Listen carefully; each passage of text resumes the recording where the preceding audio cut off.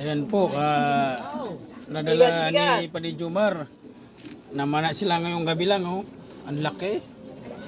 Oh, ano bang tawag nito? Yung sa dagat, pre? Ang laki. Yung panangitan ba? Panangitan sa Tagalog, yung ko sa inabak noon. Panangitan ng isiabak nun. Ay!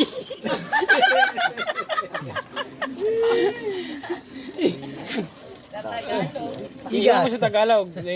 Panangitan pala sa baknon. Ano ba tawag? Yung English na to ah. Yung nakakuryente ba yun? Sabi mo, plaster ko sa pulutan. Nakailan na naman din yan, oh. Sarap adobin sa gata, oh. Wow. Ang sarap. Tapis na. Sarap mga lutso, oh. Makipabuto na. Yan, oh. Ano na sa bote ko. Ang laki mga lutso, oh. Yun mo, ang haba niya, 1,000 meters. Nadala nila Padi Jumar, kumpare ko, oh. Taong wala. Ayan, oh, yung ginagamit na pana lang, oh. Para yung rak, para gabi, para sa kulan, may kaya na. Yun, oh.